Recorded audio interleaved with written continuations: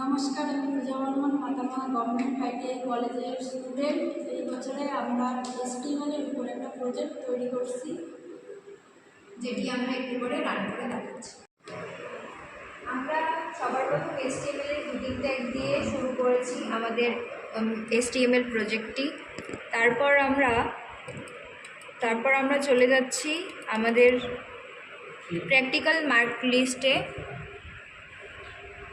এরপর আমাদের মার্কিউ ট্যাগের ব্যবহার রয়েছে।